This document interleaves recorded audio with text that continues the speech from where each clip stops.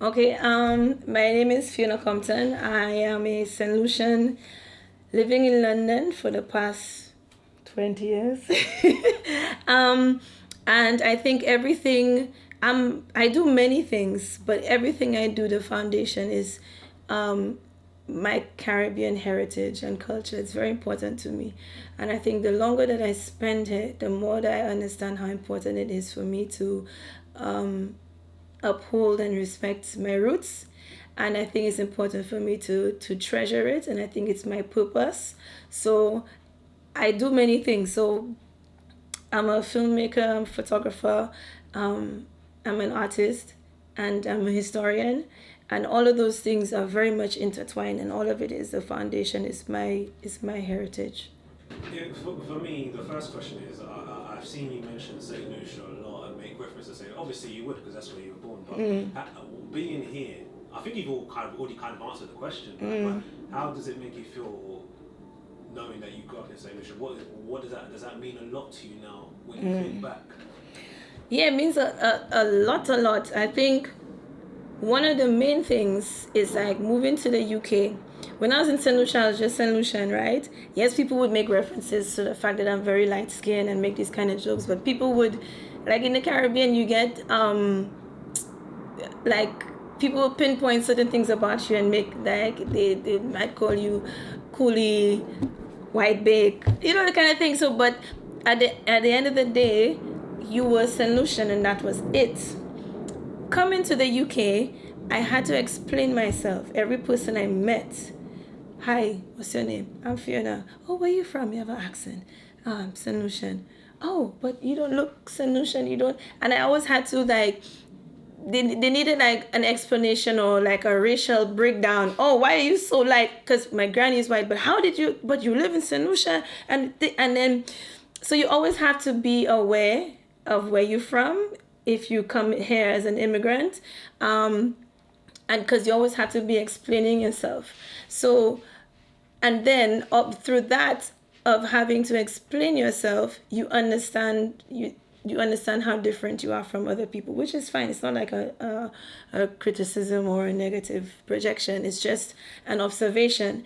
And through that, I think obviously through not having something, you start to appreciate it. So it's just kind of like being here just made me appreciate and love my culture much more. And I think growing up during those formative years, really shaped me.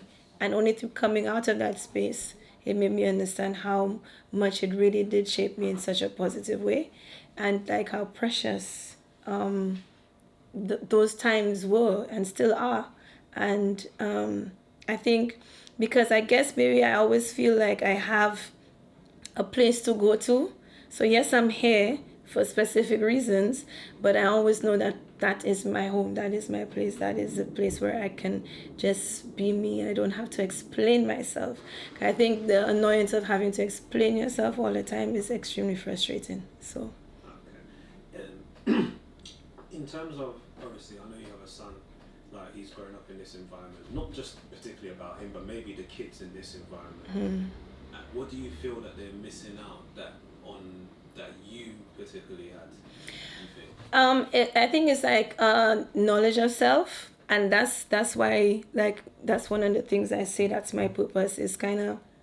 I think when you look at, especially like the Afro-Caribbean diaspora here, it's like they're on the fence because they grew up in Britain, they're British but not, and then it's like, okay, but you're Caribbean but not, and so you kind of you don't know where it's like you kind of like in purgatory kind of thing, so you kind of float in like, and you don't have that anchor. And I think so when people do not have that anchor, when they do not feel secure within themselves, they may act out. And because you don't know yourself, I think about myself like as a teenager, and I think all teenagers, wherever you are, you're going through self-discovery, right? So if you don't know yourself, you're going to be doing stuff in the process of discovering yourself. So a lot of it would be like not the best of decisions. So I feel like if if children from the diaspora, young people from the diaspora, knew themselves and knew their culture, especially in a positive way, not in not in a lot of the negative, because obviously society feeds off of negativity these days. I feel like if you start to learn about your culture in a positive light, it will be so beneficial for you. You will walk with pride. You will say, yes, I'm from Grenada. Do you know this? And you feel connected to something because our heritage is so rich. Like there's so much that is just like, because it goes back centuries. And when you look at the meanings of certain things, like, yo, this is so amazing. And like, if you know it, that you just walk with this pride and you feel like you don't even need to explain yourself to anybody because you know yourself.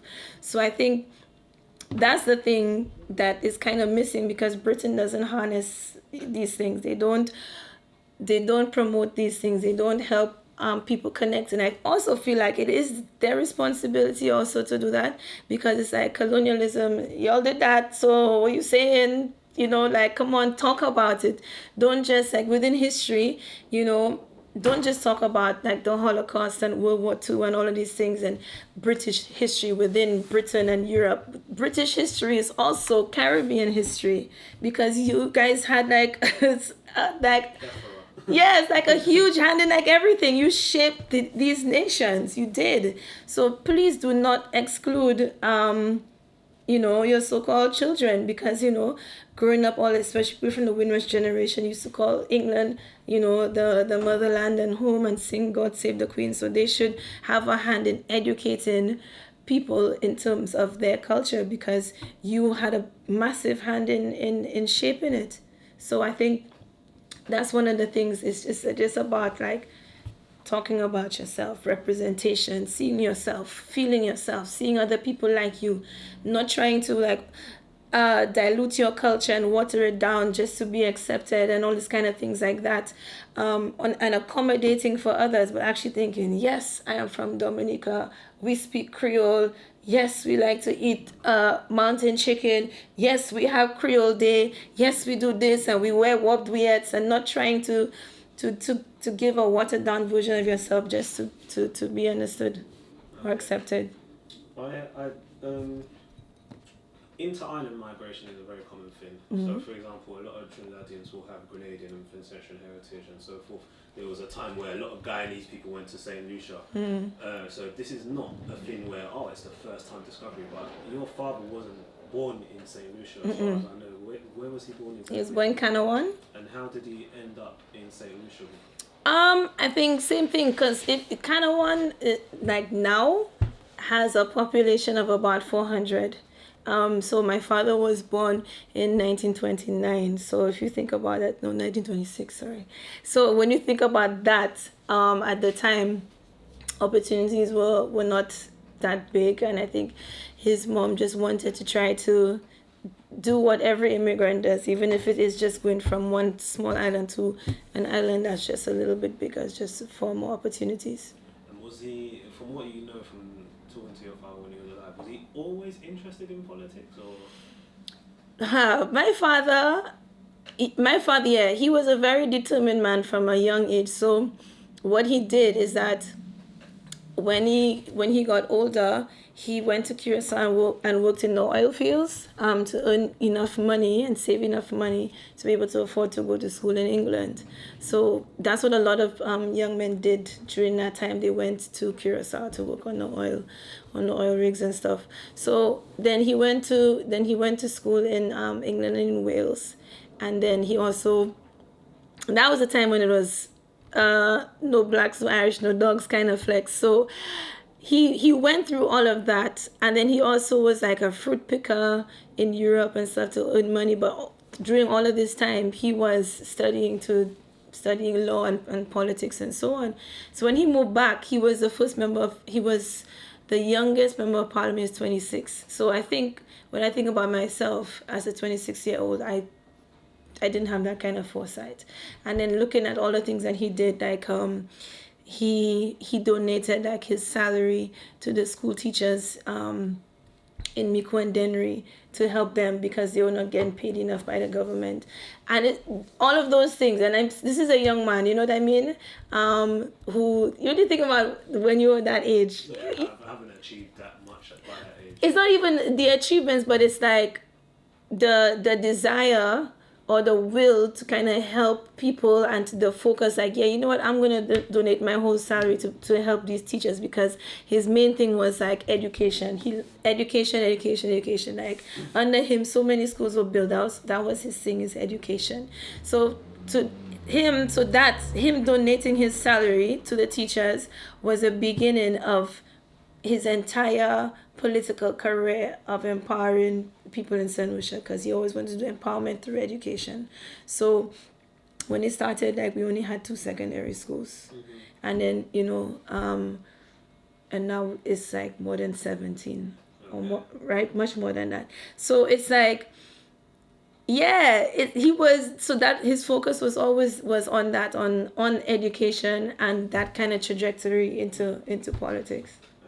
So what I've realised is that you like you explained at the beginning, you're involved in quite a few things, quite a lot of things of value, and also your sister is a chef, as far as I know.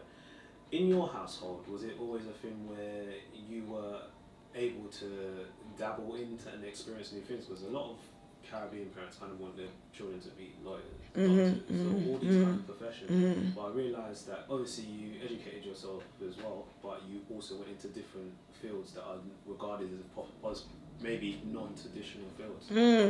Yeah, my parents were very supportive of all of our decisions in that house. I think my sister wanted to be a chef so she wanted to go into agriculture, like my father, because my father's a farmer as well.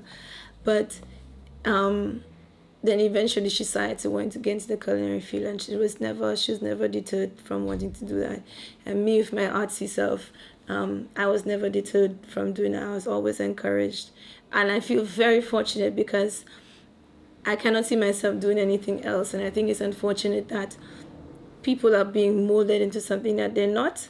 But at the same time, I understand, because any parent who's doing that is out of fear and concern, because they want their child to do well. They don't want their child to fail. And we have been taught, which is also a very colonial mindset, that doctor, lawyer, accountant, and then you be respected. You want your child to be respected. So I think it's a matter of also them wanting the best for their child, but then it's just about having to understand there are other ways that your child can succeed.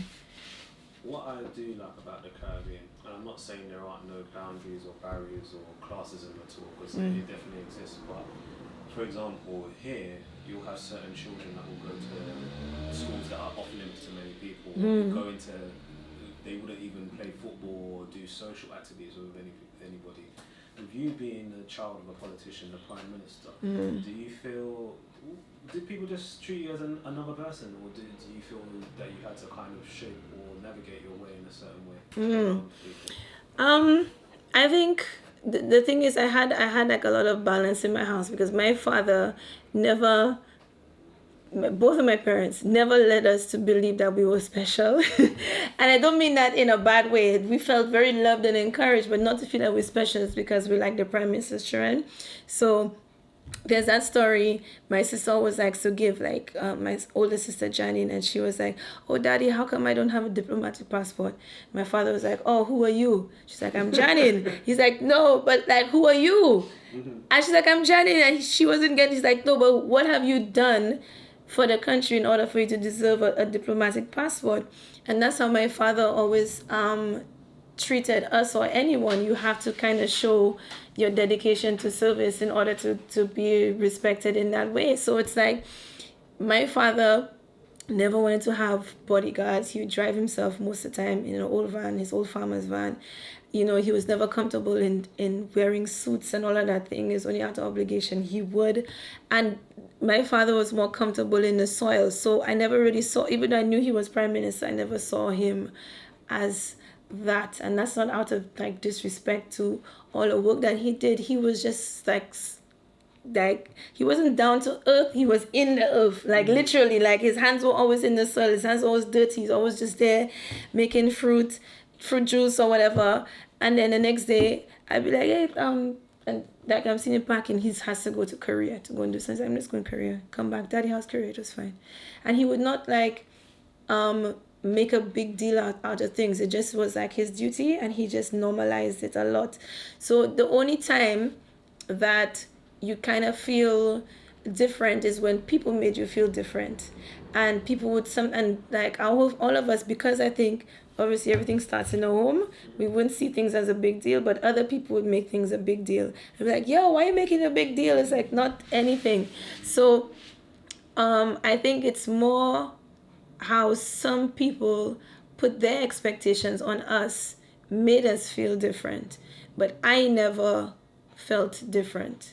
But other people had made me feel different, and so a lot of times it was well intentioned, but because obviously they're seeing things from the outside, so they're projecting that onto us. But then obviously us coming from the inside, we're like, yeah, that's just my father. What I see him like all the time, just there in the bush digging for dashing like it's nothing. But some people will see him on a podium talking and giving all of these speeches, and they'd see him differently, so therefore they will see us differently. But for the most part, I think also Saint Lucia, fortunately, is small, so therefore there's no room, unless you really make that effort to separate yourself from the people. But I think there's not that much room to do that.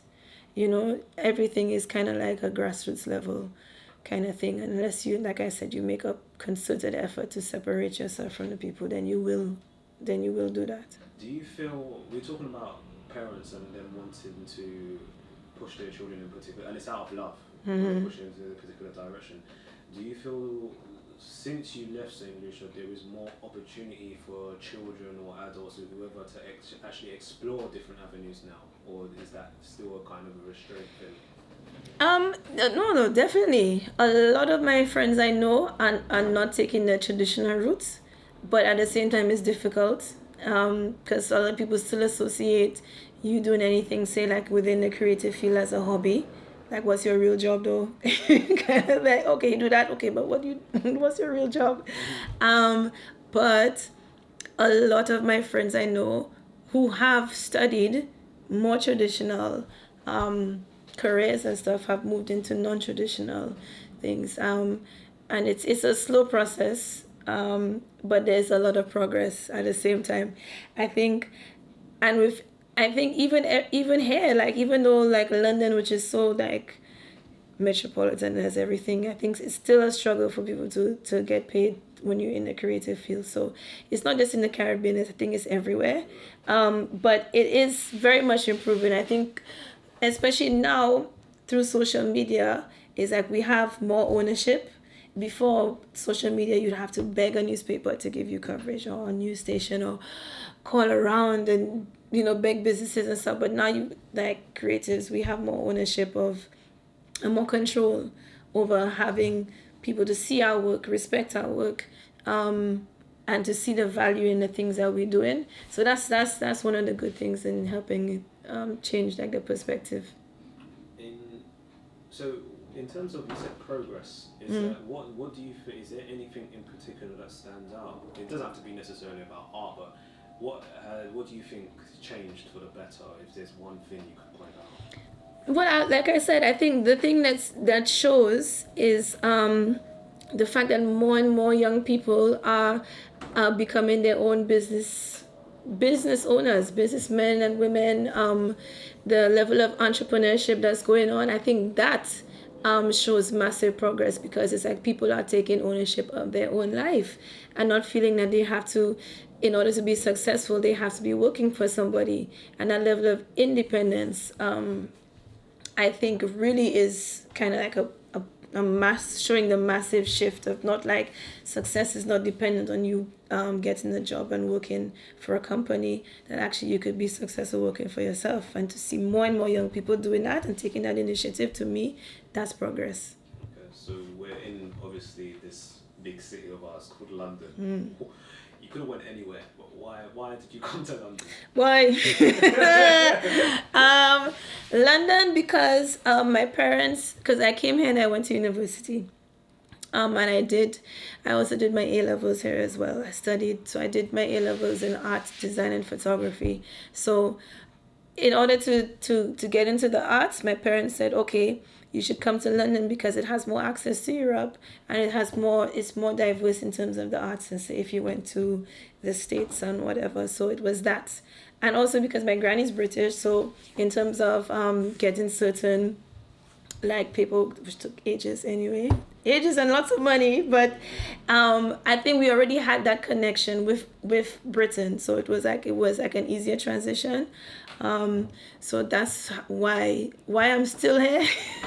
Well, I'm still here because my son is autistic, so he's 8 and he got diagnosed when he was 3. So obviously that, having to understand that, is the more I understand autism and everything, it's better for him to have a good foundation first, a strong foundation to help him to be able to cope with certain things, and for me to learn certain things as well, and to access the assistance. So back home doesn't have that as yet. They're trying, but even that too, in terms of helping people who have special needs, that's a whole other, whole other mountain that needs to be climbed and overcome, because in terms of respecting people who have special needs and not thinking, oh, just push them in a corner or just send them to that school and when they have family gatherings leave them in the back kind of thing, but not that inclusive thing. We don't have that at home. So this is like the main reason why I'm still here, is for him to have that foundation, that good solid foundation. When he's older, hey, wherever you want to go, if you want to go home, let's go. I'll be happy to do that. So one of my questions was, even though you'll probably be back home, what has London given you? But I think obviously the support in terms of your son is one of the major things. Is there anything that it's probably? Oh, the benefits. Like I'm not trying to hate on London. I don't want to be ungrateful. This is not a praise London thing, by the way. Yes. It's just that you've been able to live in 2 different environments. So I'm interested in that. So I mean, like the bads are very obvious. The weather, like the weather, number one. Even today is a nice day. Yeah. The weather, the oppressive nature, the lack of community, all of these things we all know about, but at the same time I have to appreciate the access that I have to so much culture. I have to be honest, like I could go and eat in Afghani restaurant now, and then an Ethiopian for dinner, and then a Polish place for breakfast, and I think having that accessibility, because the thing what's special about London is that if I went to a place like Miami, I would not be able to access that much culture. I think the only other place that could mirror that is maybe New York. And I even think New York is not as integrated as London is. Even though, yes, there's more work to be done in terms of real integration, and also balancing integration and still protecting your culture and everything. But I think London does have a lot of, you can access. London is basically the tap to the entire world. Like you can access like literally anything. Especially in terms of traveling as well. Exactly. I'm able to access certain things, whereas if I was in certain places, I have to take a connect flight to here, to here, to here. Exactly, and that's money, So I have to, and little things like being able to go to Kew and go to the archives and find things like in the British Library, and maybe that's not something you do every day, but the access to these kind of things. So it's just about kind of focusing on that, because otherwise you go nuts. So. And I was born here, and I feel that way. Yeah. So in terms of, I just want to have a little think about the Caribbean diaspora here, in terms of, I understand that it's not like New York where you kind of like, I hate to say it in this way, but you're kind of getting a constant replenishment of people, because people are still from the Caribbean constantly moving there. There are people coming from the Caribbean to here, but not in the numbers that would go to like a Fort Lauderdale or a Brooklyn or so forth. Well, not Brooklyn now because that's being gentrified, that's another story. But what do you think we've talked about how some children or some people, even adults, don't actually have the knowledge of their actual heritage and they haven't learned that certain things. But what do you think is missing from the Caribbean diaspora or Caribbean community here that you would like to see? Or even I can take that into a two-way question. What do you think is good and what do you think needs to be improved or changed? Okay, about hair, because obviously I've spent very little time in New York, so I'm only looking at how like the Caribbean diaspora there, it feels much stronger, and I don't know if this is because maybe there's a higher number of them, so strength in numbers, but it seems to be like more shows, more stuff, like there's more like Caribbean restaurants, it's just more things, just there's always something like going on. Like here, it's like it just seems to be more scattered, even though it's getting better. Because before, when I just came here, it was so hard to find like a soca fit. Like it's so hard to like. It was just like you used to have soca versus bashment in. Palace Pavilion. Okay. That dangerous place. Okay. I never went there, boy. Why you never went? No, Yes, you should have. It was I alright. went to Coquet. I stayed over there. Oh, Stushi. Yeah. Yeah, man. Yes. Palace Pavilion. What a legendary place. Yes, soca versus bashment. That was like, and that used to be. I didn't even think it was once a month, you know, and you know, but now there's much more. So, I think one of the frustrations for me is, the Caribbean. Anything. A lot of the representations of anything Caribbean here is very Jamaicanized, and I feel like you know. There's like, and I feel like we always have to accommodate and put ourselves in that bubble in order to get representation, because jerk is not a Saint Lucian thing, you know. So people don't think that I grew up eating jerk chicken. I did not.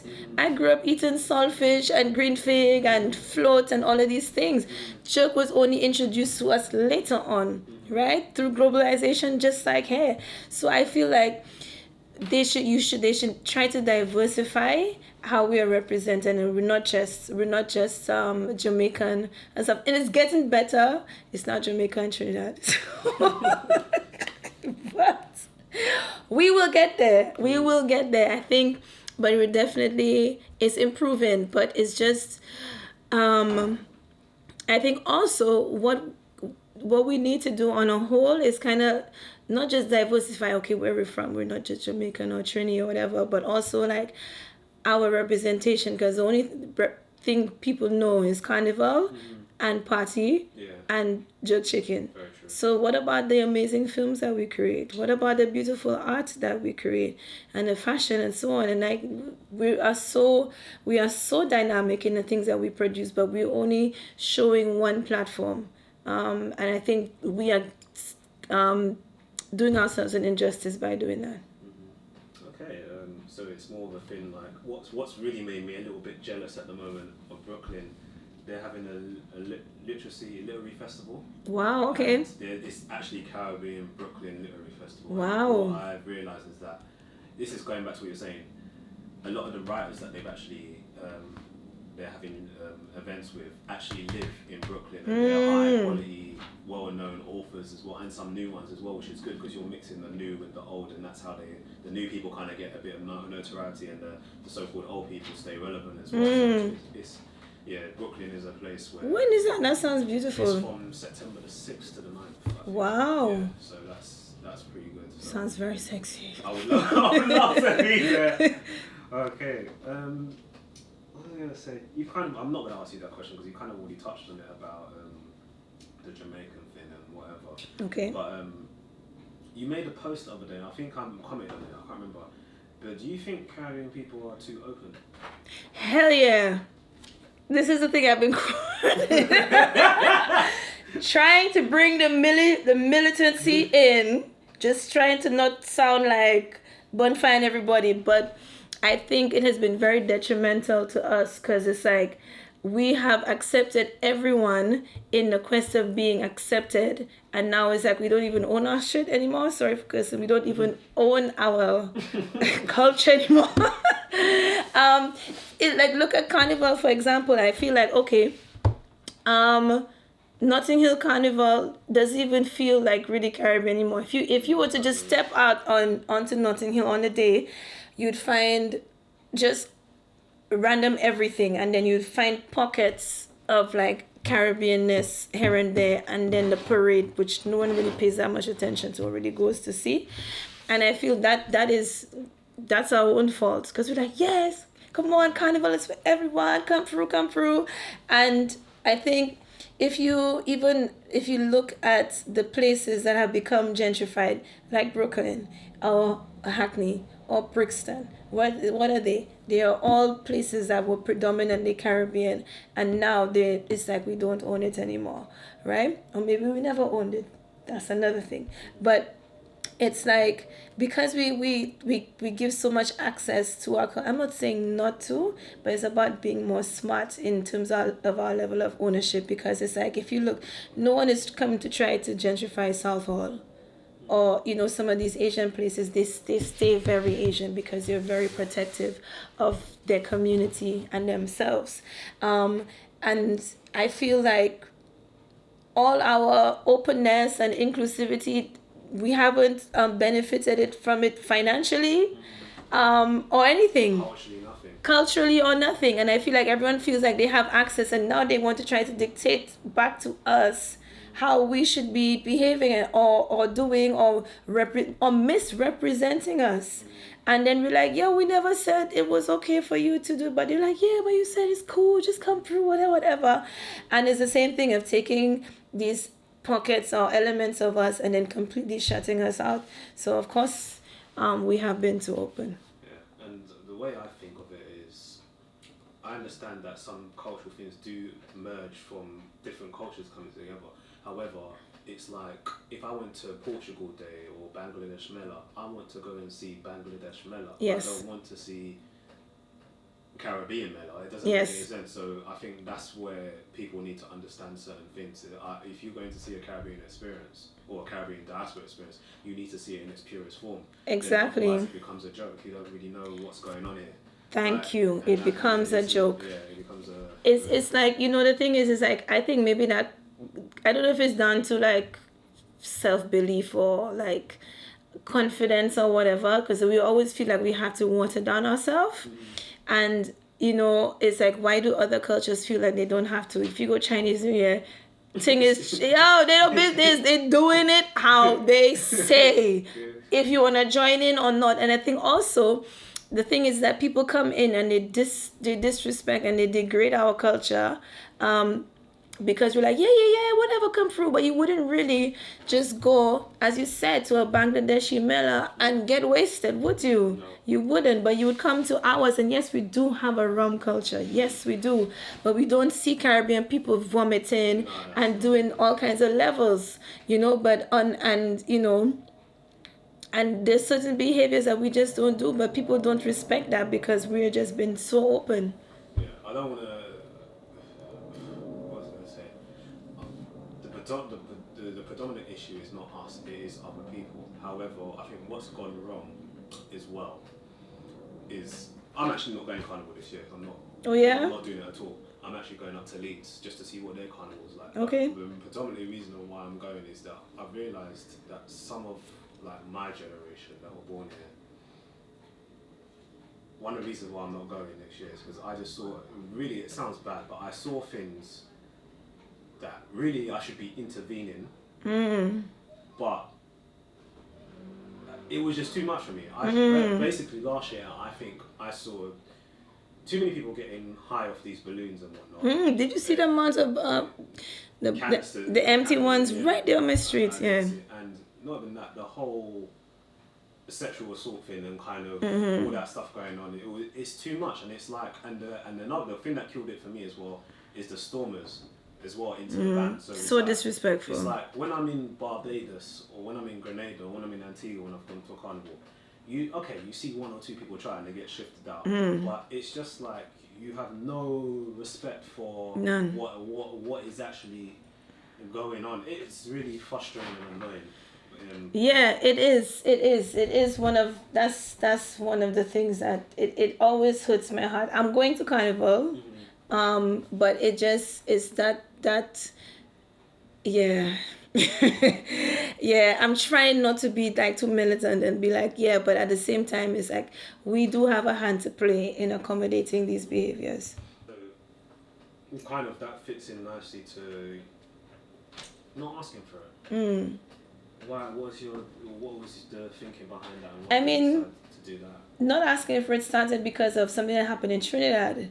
So it's like in 2016, when a Sami was murdered, um, and like the disparaging comments the mayor made at the time, and he was saying, "Oh yeah, well people be drinking rum," and I'm paraphrasing, right? But basically, he was just almost saying that it was her fault, or women need to be more careful and they need to watch out, and people should stop drinking so much alcohol and this lewd behavior and stuff. Now, I so it was like, okay, you going on like it's her fault, like okay, like she wanted to get hurt, like, or any woman who may have too much to drink. So you're thinking like, okay, I go to Carnival and I drink too much, right? So that means I'm really okay with a man hurting me. It's like I always use this analogy, like, okay, what they say, oh, you're showing everything, right? Okay, so I'm here, I'm hungry and stuff, and you come with a plate of food, and then you sit down, and I look at you, and I just push my hand in your food and start eating it. If you do that to anyone, like if you walk into a restaurant today, that is war. That is war over a plate of food, okay? But you can go and push your hand, right, all upon a woman's body, hurt her, just because you can see her body. And he's talking about, oh, physical urges, and when they see they can't control themselves. To me, hunger is one of the greatest physical urges, right? That's life or death kind of thing. And for you, a hungry person to push their hand in someone's plate of food is considered the heights of disrespect. No one under any culture would accept that behavior. So why is it that we're, oh yeah, well, she was thinking, we could have said a thing, so we just, clearly she wanted people. So because I came there, I sitting on the road with a beautiful plate of food, I want everyone to come and access my plate of food because you can see it. So it was just, and it's so that's how the campaign started. Also because when I was talking to one of my very close friends about it, she lost 2 family members in Saint Lucia under the same premise of they were murdered by men, different ages, different eras. One was in the 90s and one was 2 years ago.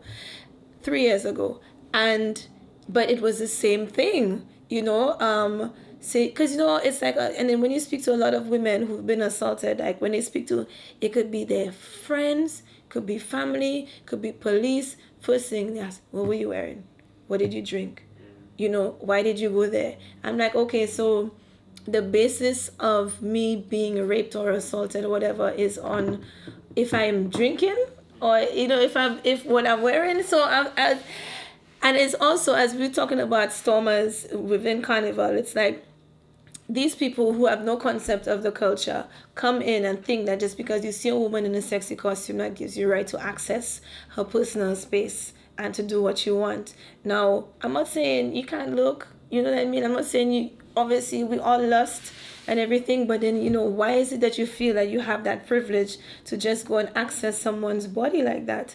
So it's not asking for it is not a thing of me trying to say, like, to point fingers at people at Carnival. It's more trying to save it for people to understand, like, okay, you see this thing, and yes, it's beautiful, and yes, you wish you could, but that doesn't mean that you have the right to just go and do that. So that's what it is. That's how it started. So basically it's like it's kind of a section. I'm taking a break today. This year I'm not doing a section this year.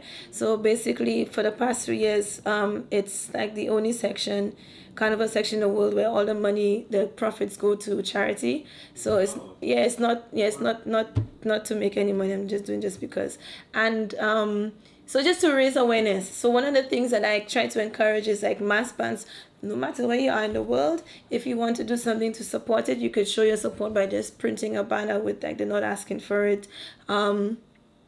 logo and mantra and stuff like that, and just to show your support across, like not just in Notting Hill but everywhere, in carnivals all over, to show that it's about respecting women and their space and their rights to do what they're doing, you know what I mean? And that it's not, and like our culture is not here to be sexualized either, because one of my things is that whining is not just about sex. Sometimes it's not about sex at all. It's an expression of freedom. Is you like sometimes when you whining and you whining, sometimes you whine by yourself and you're in your zone, you it is like it is an internal thing, right? Sometimes you see people whining, and when it becomes sexualized, that's an external thing because you are performing for somebody, right? But the essence of whining is an internal experience. Like a spiritual thing, right? And you can tell the difference sometimes when you're in your zone and you singing with like soca music or zouk or sukus or whatever. You're not concerned with anyone who's looking at you, who's whatever trying to get in with you. Nothing. You are concerned about your physical experience at the time, because that's one of the important things for Carnival for me. It's a very much an internal spiritual experience, and people have forgotten that. So it's like not asking for it. It's intertwined with like my love of history and preservation of our culture, and obviously as a woman, and so it's all of those things that I'm trying to preserve all into one. I've never seen someone articulate it like that, but it's really nice that you articulate that, because sometimes I see like Notting Hill's a good example, and comparing it to other carnivals that I've been to in the Caribbean, it's like I see that woman there and I say, okay, she's having a moment, let me just keep on going. And it's like you can see, and especially with a lot of women, you can see that they're just enjoying themselves. So it's like, okay, cool, and I just go my merry way. And it's like, even if I'm being honest with you, even at one stage, I would say 10 years ago, that's a long time, I didn't understand that. But as time has gone by, I totally understand it now. Maybe not from a woman's perspective, obviously, but I understand it. But men go through that internal spiritual moment as well. Yeah, of course. But I'm just saying, there's a lot of men, unfortunately, that don't understand that. It's like, for example, one of the things I've always heard is, look, if you're not dancing with me, why did you come here? But that's not the case. They didn't come here for you. They came to enjoy the whole experience. That's what I'm trying to say. Yeah. But that's the thing. That's because our culture has become sexualized. And the world has become sexualized. So like with twerking, you go on Instagram, don't go, if you go on Explore page, it's a rap. Like everything is sexualized. So even like our culture has become very sexualized. So it's understandable as to why people will not get it. But when you experience that internal spiritual moment, then you start to understand. And I think if you haven't experienced it and you're just looking at it from the outside and going on the basis of what you see on your phone, then you wouldn't get it. Okay. All right. So the next thing I wanted to talk about is, in fact, we talked about you doing art, but how did it actually become a passion of yours? When did you first know that you wanted to become an artist, or what motivated you to become an artist? I was in Venezuela. I was 16, maybe 17. My parents wanted me to learn a new language, so I went to Venezuela for a year, and I was in the Andes, and I was. My sister sent me a camera, and it was that's when digital just started. Digicam. Yes, but it was like a panoramic camera. So you could take like really wide, it wasn't wide angle, but it was like long panoramic images. And I started to take pictures of like the Andes and stuff, which were not very good. But that is what really, I knew that I wanted to do art and stuff, but at the time, I didn't know. I was 17. I didn't really, what do you know at that age, really? But that's always at a point where you have to make, that's a junction in your life where you have to be making life decisions, you know? That's where you're going to start to make decisions about uni and all these kind of things. And I knew I liked art, but I didn't see how. And that's when, through her giving me that camera, I realized that I wanted to become a photographer, because I felt like that was a good balance of being practical, because I felt like I don't want to be a starving artist, of being practical but being creative. So I felt like if I did it, I could work for a magazine or a newspaper and have regular income and that kind of thing like that. Well, it's fine, that's not true.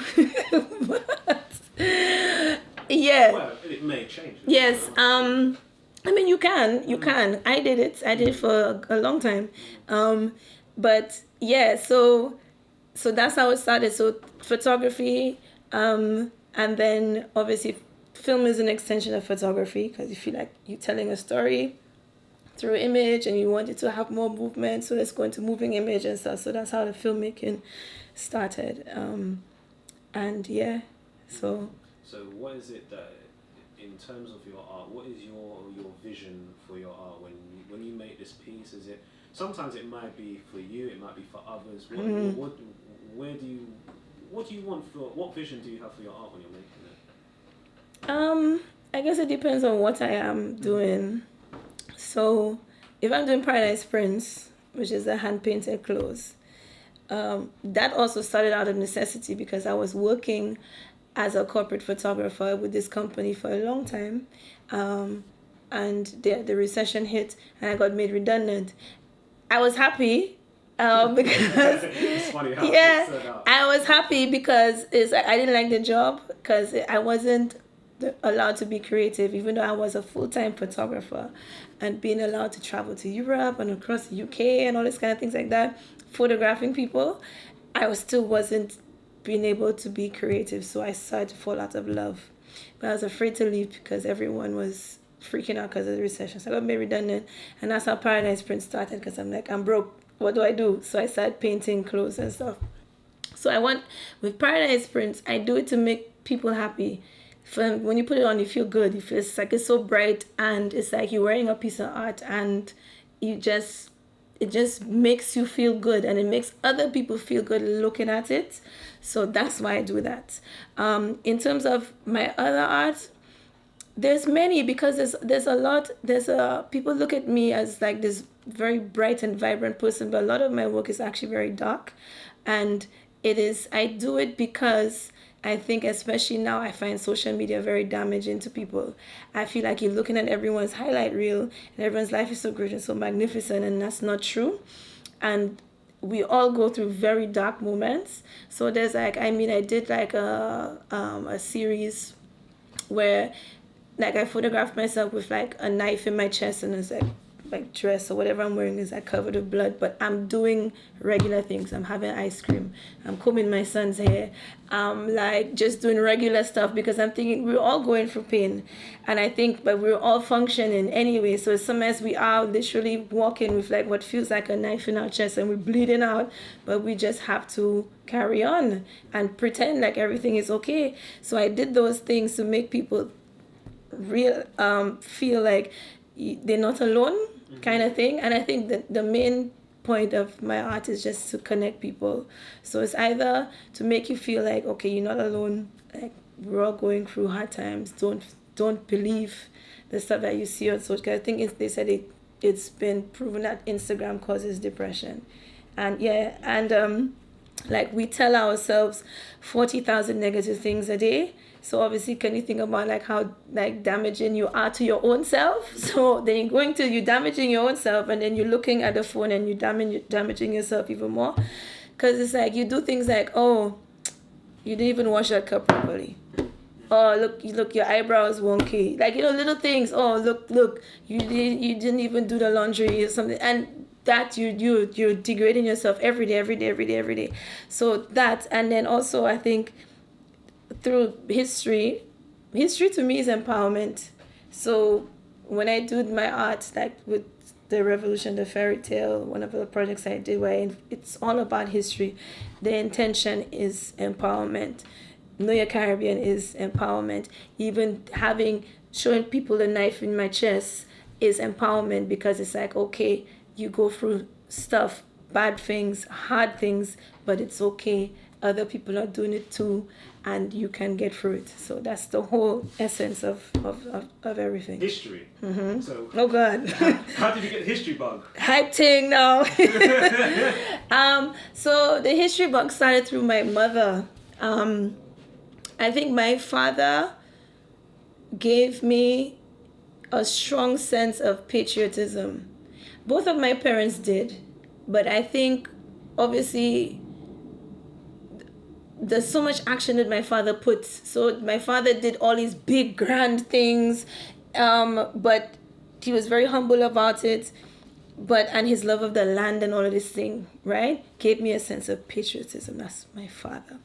My mother is patriotic in a more gentle way. It's like she loves old pictures. So if someone is looking, you should be like, I love old pictures. It's from my mom. She started to become a collector of old postcards, so she'd buy them on eBay through my eBay account. She's like, Fiona, you need to bid on this thing. It's finishing in 3 minutes. I'm like, Mom, I'm not even home, right?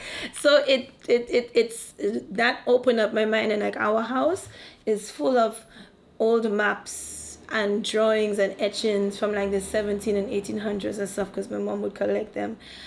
So I grew up seeing them, and even as a child, I guess I subconsciously absorbed and built an appreciation for it. And then when I started to find stories, I think when I said like, say like with like the brigands and stuff of Saint Lucia and things like, like I didn't know that. And like, because it's like you get so, especially within Caribbean history, you get so tired of, okay, I know about slavery, fine. And any slave movement is like everybody getting whipped, and then there's a white savior, and then there's just like everybody getting whipped. And then when you find stories where I'd find, if you go to the queue, you'd find, so and so was punished for trying to poison the master. They're like, yes, like, yo, like, okay, wait, what's going on here? So it's like finding those stories is what drives me with history. In the beginning, it was like, I'm reading all of these awful things, all of these terrible things that have happened, and like, wait, there was this rebellion at this time, but obviously they didn't write a lot about it, because they're like, this rebellion happened, don't worry, yes, hail to the empire kind of thing. So finding those stories and understanding like the complexity of our narrative is very, very inspiring and encouraging for me. And it goes back to empowerment, because I find it empowering in that way, because it's like, actually the things that they've been telling us about ourselves is not entirely true. That you only hear mainly about Haiti because it was the first, like the only successful one, but there's so many other wars and battles and stuff. Like, if we knew these things, I just feel like we just walk taller, and just understand that we're so complex and so dynamic. And I just think it's important for us to know that. So I think it's just more about me wanting to share that. Mm-hmm. Okay, so I wanted to know why. Well, you kind of touched on it, but why and how did you? Why did you decide to start Know Your Caribbean?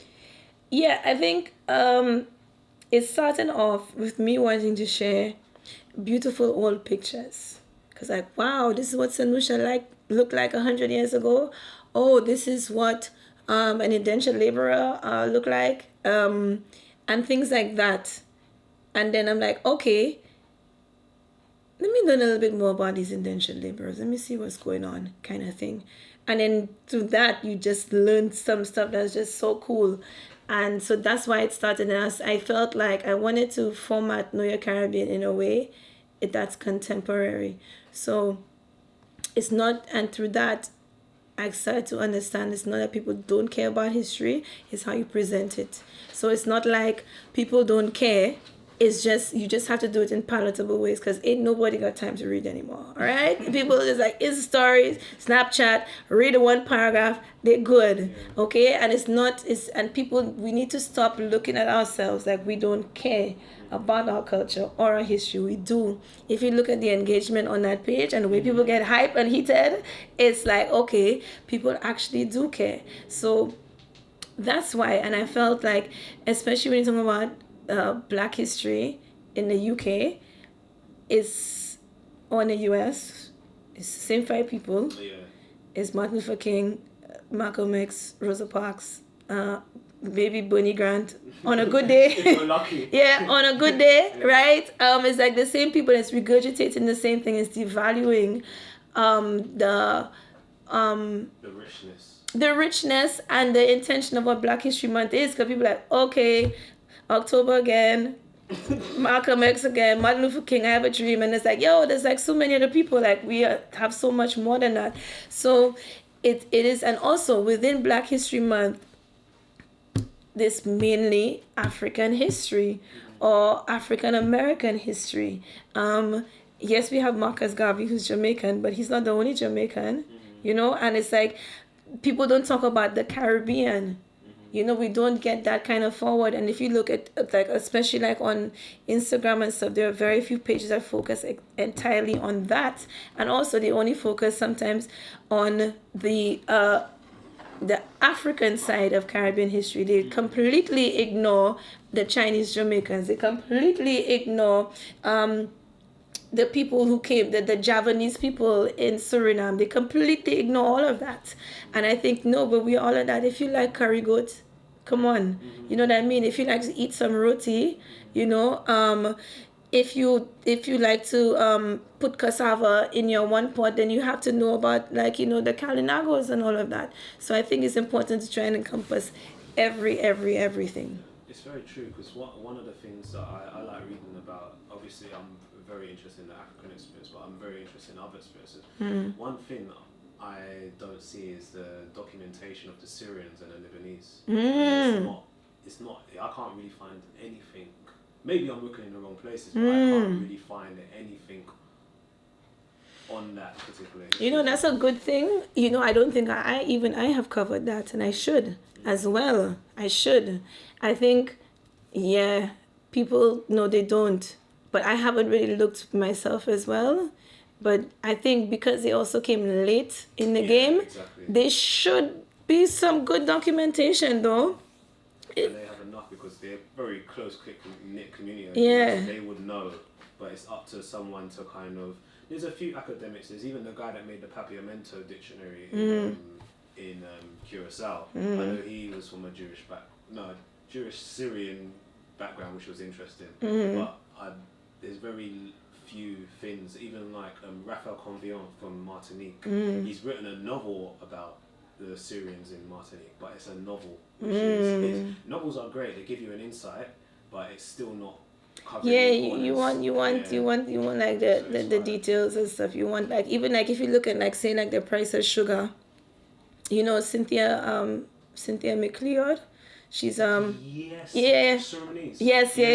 because obviously she's like touching in with the you know, there are a lot of Jewish in Suriname who were slave owners and stuff. So her book is a novel which is intertwined with a lot of history, but it's like, as you said, it's a novel. So it's that kind of frustration, because sometimes you just want like a book like that, but to have like the but to be just completely like factual, but we don't have that. I'm kind of last question on this section. What do you love about most running the page? But I think you kind of mentioned that. What do you love about running the page mostly? The engagement. I'll tell you one quick. I don't mean to interrupt, but what was brilliant was I was at work and I was watching that video you done with the lady. Oh, what's her name?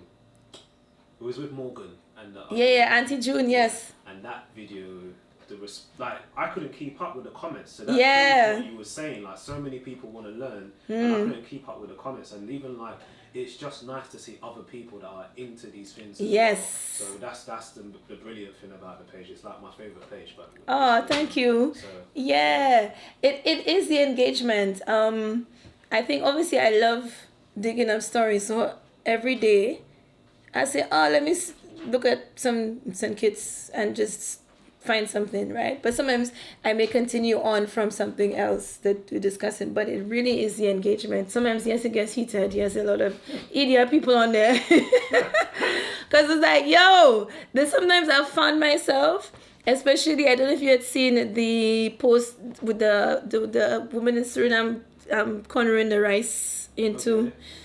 No, I didn't see the comments. No, Jesus Lord. No, it wasn't necessarily the comments on the page. It was the way it was reposted. So a lot of people reposted it, and they would like misquote it.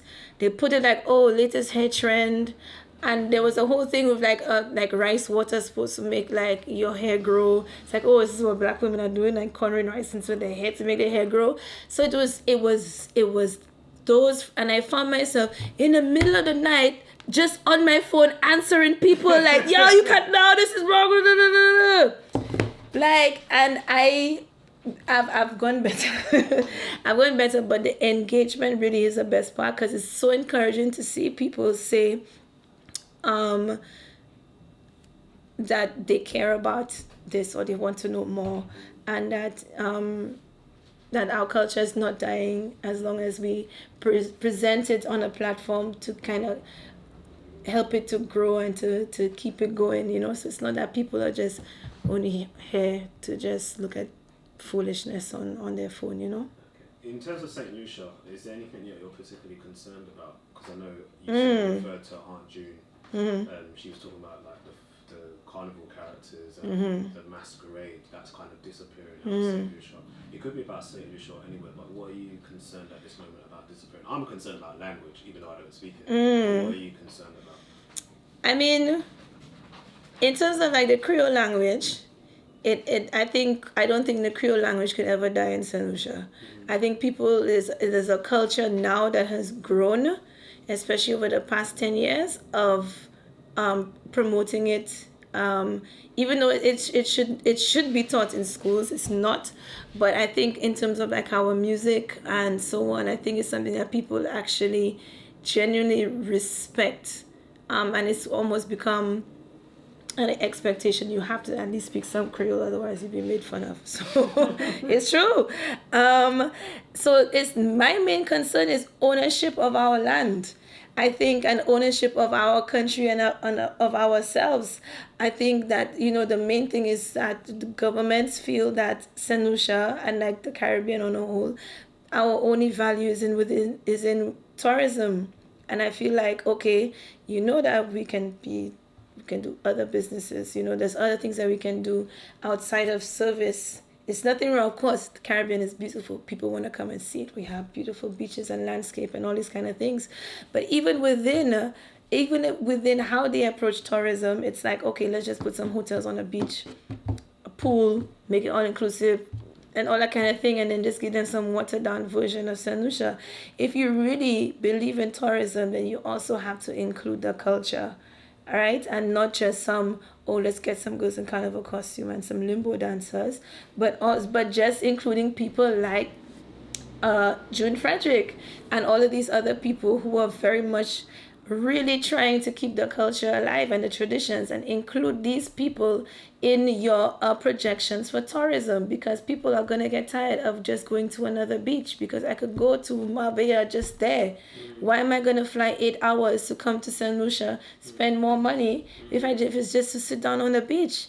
There's some people now, the more adventurous people get in when they travel, they're going to have higher expectations of their experience, and just seeing a pretty beach is not going to be enough, and people do want to know about the culture. So I think that's the thing that concerns me, that it's like we're losing ownership, and it's like everyone, even like if you look at like the family structure because of tourism, is kind of messed up certain things because of the hours that you work. Yeah, definitely. Yeah, because you don't work a 9 to 5. Yeah.